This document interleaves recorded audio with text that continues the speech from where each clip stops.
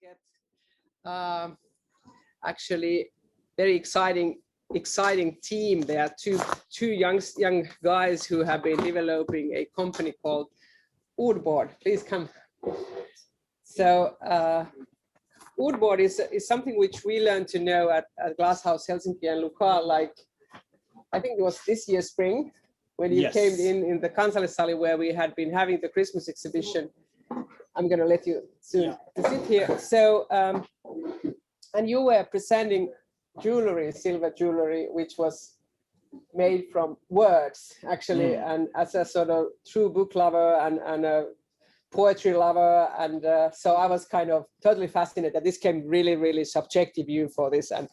And we sort of said that we need to know more about this. And eventually we find that there are stories, there are little quotes from Simone de Beauvoir, there is like Minna Kant, there is Edith Södergran, all of these great writers, authors, poets, words to be doing. So been having a group of guys who is, one is studying at Oxford, so he's not here now. So he's doing his master's in literature and specializing in Emily Dickinson. So yeah, so we are two here now. So Sami can also scoop up in here. And Janne. So these are the guys. Yeah. So we have a presentation, and now I really hope that I can get it full screen. Just kind of, this is totally something so inspiring, and I know that there are coming some other sort of quotes as well. Are there secrets? No, like we are starting a collaboration with Moomin characters. So we'll have Tove Jansson coming up actually next week. And then also we will have a new author, Gertrude Stein. This is my huge inspiration. Yeah, so that's coming in 2 weeks. So I hope that the rose is a rose is a rose, but let's see. Yes, that will be. Okay, so let's find your presentation so we get it here.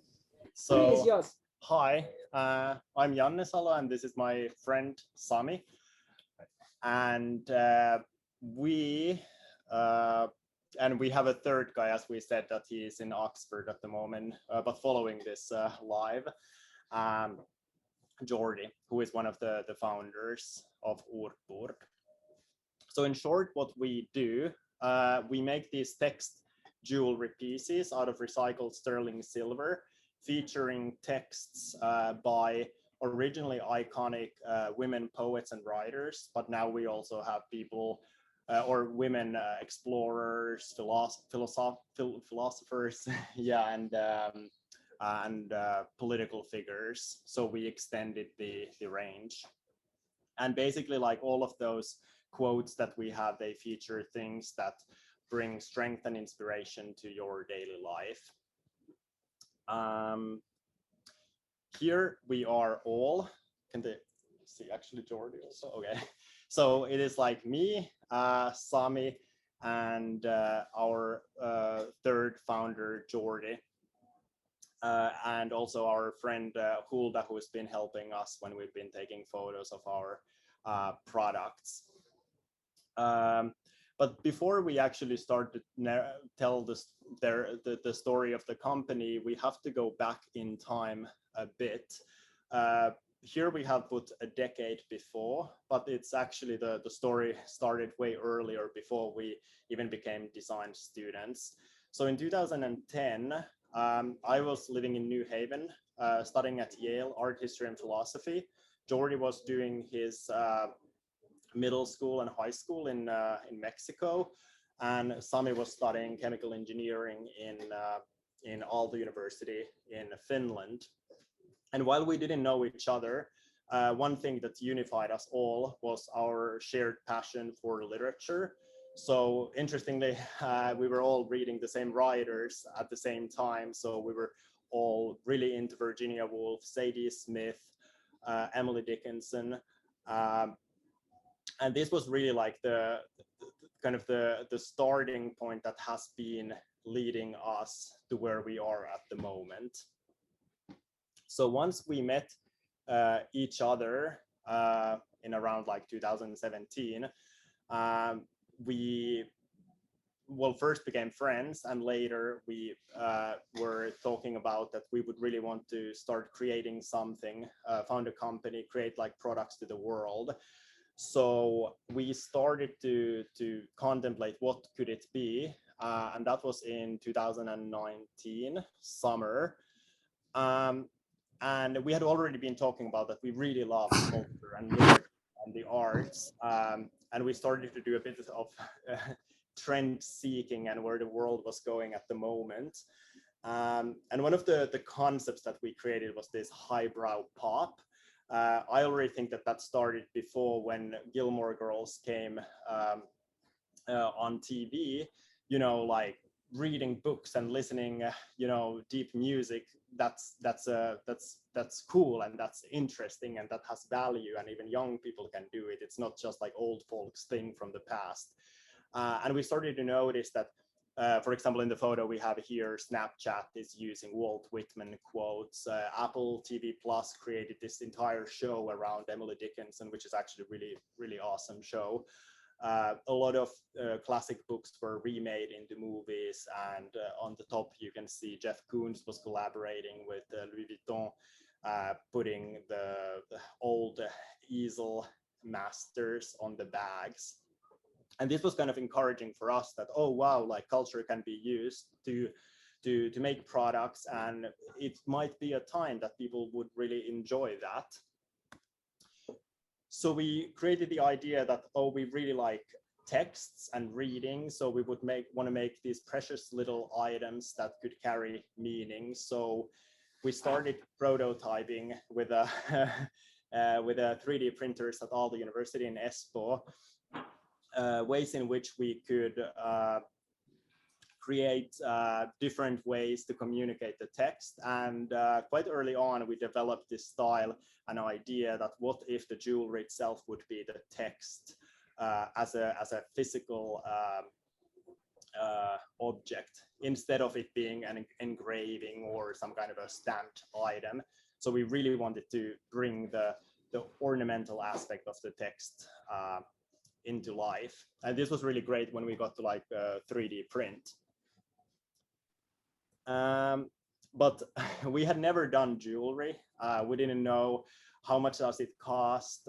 We didn't really have a lot of money to invest in it. So Sami noticed a actually really cool hackathon that was happening also at Aalto University, called Edu Hack, in which European Commission were seeking solutions in which we can improve people's what was it, like digital literacy and computer science among everybody, not only the coders and developers.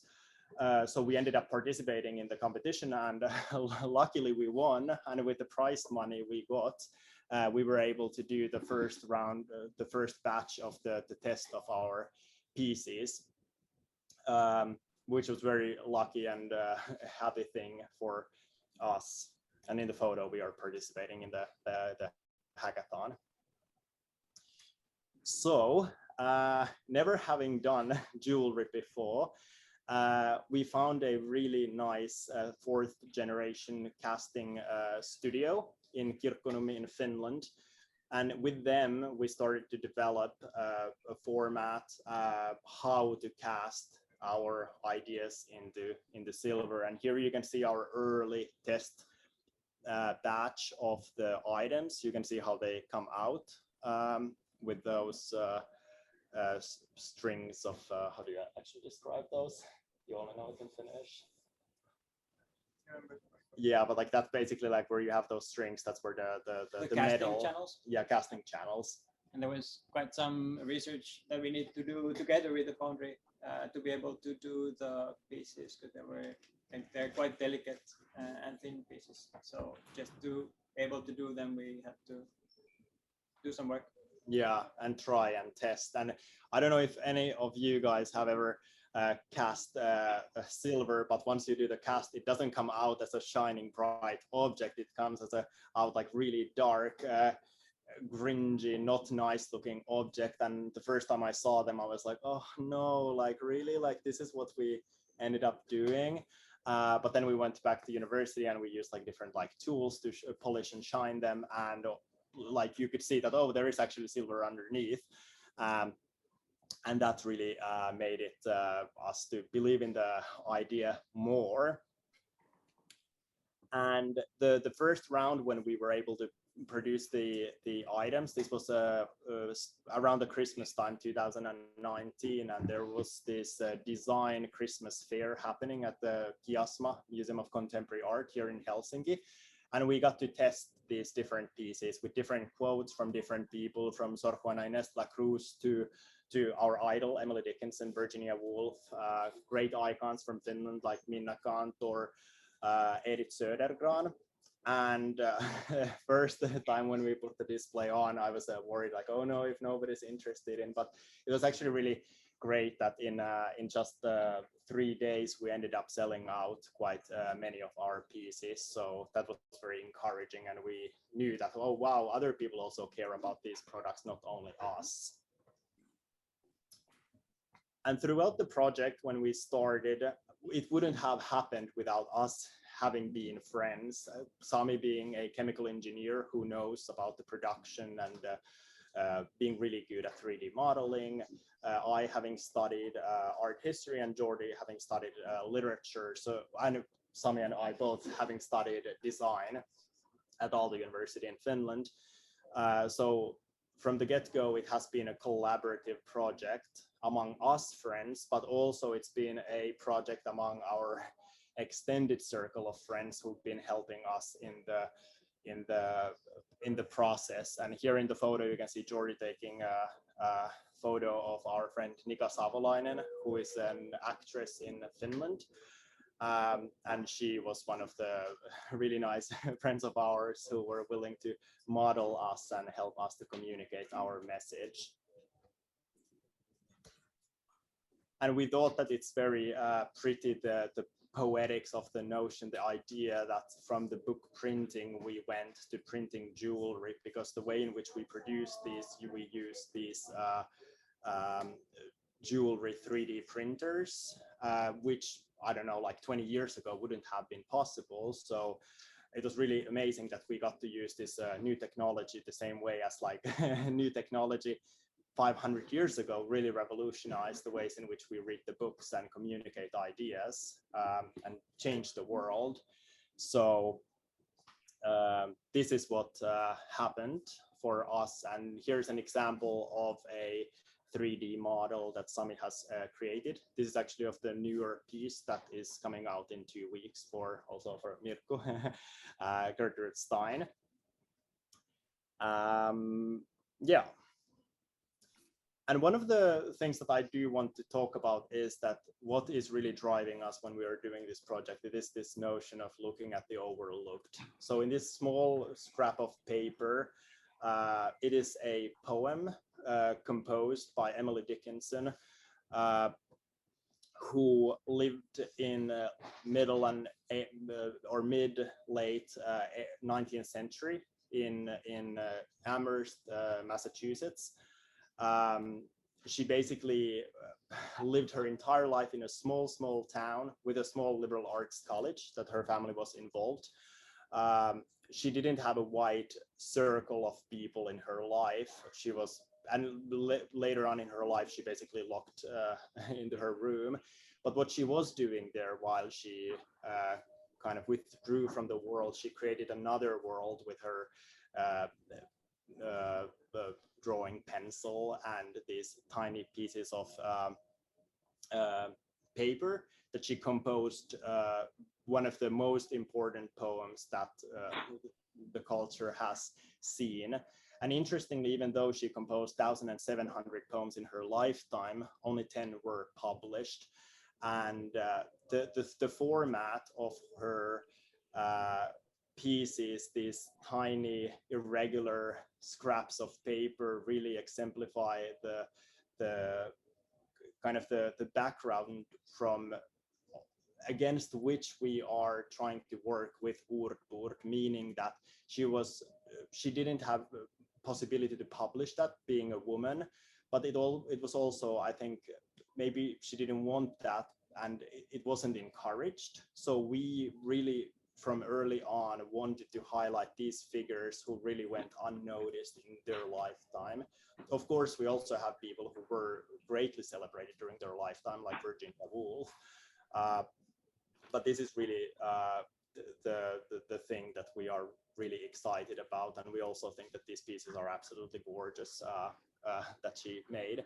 And actually a fun fact, like when she died, she had stored all of these in a trunk that her sister knew existed, and it was the sister who started to publish these pieces. So it's thanks to her sister Lavinia who brought these to us.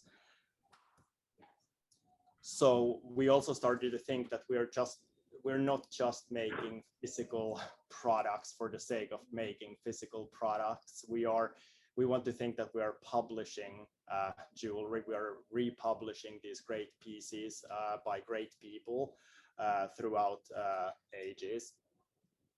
And here you can see some of our people that we have jewelries from Simone de Beauvoir to the suffragists, to Marie Curie, to Eleanor Roosevelt, and there's also the one Inés de la Cruz, who I find very inspiring. And lastly, I think we should talk about the values that carry our brand. And the number one is feminism, and feminism meaning that we want to be allies of the cause. And having studied art history and Jordi studying literature, we acknowledge this problematic situation in which, you know, it was usually the Western guys in the West who got things published, and we didn't want to kind of enforce this dichotomy with our pieces, so we chose not to do Shakespeare and Walt Whitman, who also are great, but we wanted to highlight on the people who weren't as privileged in their lifetime. And here is one of those pieces that we created very directly of this value proposition, deeds not words, which was the slogan of the first feminist wave, the suffragist movement in the UK and the US. And I'm actually wearing it now, but it's hard to see. The other aspect of ours is culture. The idea that culture is fun, it's exciting, it's something that you can go to a store and buy a product that reflects what makes you excited, because it makes us excited.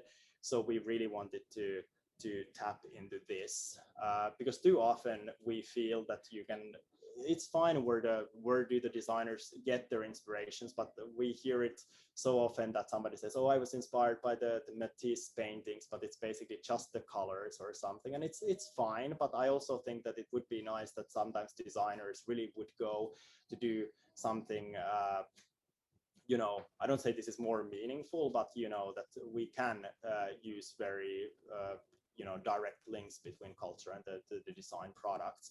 And this is our way to do it.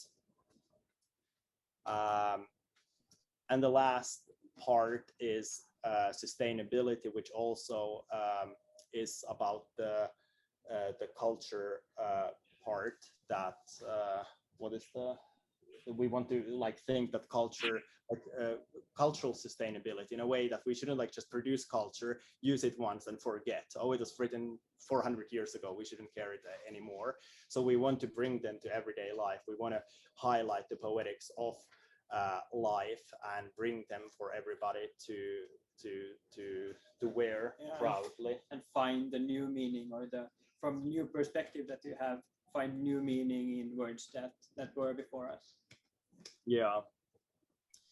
And the other aspect of our sustainability is that we don't want to waste material. We don't want to waste resources. We are producing everything locally here in Finland, 15 kilometers from where we live. We're using recycled sterling silver, also silver that you can polish it and it like lasts. And to reduce waste, we have developed this close-knit community with our customers who have become integral part of us producing our things. So if we have an idea, we make a voting on Instagram or ask directly, like in our pop-up events, asking like, would you like this? And we make a small batch and see if people like it or not. And if they don't, we recast that small batch. And if it sells, then we make more. But we really want to reduce waste and Yeah. And it's also like last part of that, like reducing waste. It is the 3D printing as a medium and technique that enables us also to take this project in a more complex forms. So here is a piece that is coming up in 2 weeks by Gertrude Stein. Rose is a rose is a rose is a rose, written on a loop that loops around itself. So yeah, we're really excited to see how that turns out in a silver form. So that's basically everything we have to present. And we want to thank everybody who listened to us. And this is really important for us. So it's really great opportunity that we got to share our story and, you know, hopefully inspire people. Thank you. Very, very cool. I'm very inspired. Awesome. Thank you. Basically, I sent you a presentation I did a few years ago about role models. These were all women saying, you know, amazing wisdom stuff. So we are completely on the same wavelength. And I'm very grateful that you work with words, because I'm with you on the book saying, on the word saying, on the revival of library, all these things. So it's I think it has a very big future. Thank you. That means a lot. I was wondering if you are going to change typo when we go. Are you going to make variations, or are you going to be strict and do the same? Yeah, we are testing different typography and also different shapes. So little by little. In the first round, we had the iterations and we kind of like set into this one typeface. But hopefully in the future, we will also explore other ones. And are you still all students, or are you? Yeah, almost graduated. We're giving back our thesis, and after that, we are graduated. Yeah, we actually will graduate all at the same time. Jordi in Oxford and us in Aalto. So yeah. That's cool. Yeah. Well, thank you very much for this. Thank you for you guys. I think it's amazing that words make sentences and sentences make meanings, and I learned something today. And when I saw your presentation, I was sort of thinking two things: is publishing jewelry. I think that's such an amazing way of putting it, and I love the cultural sustainability, which is so important for our society today, because it's this whole way of how the literature and books and reading has impacted in our society. And I think even the book as a tangible object is such an important thing.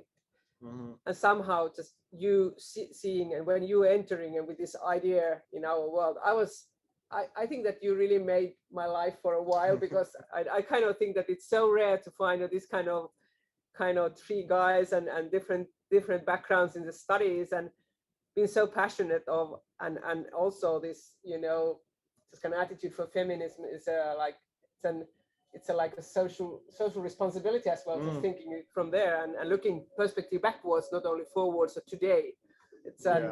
We are all getting a cultural education here as well. Great. Thank you so much, Janne. Thank you.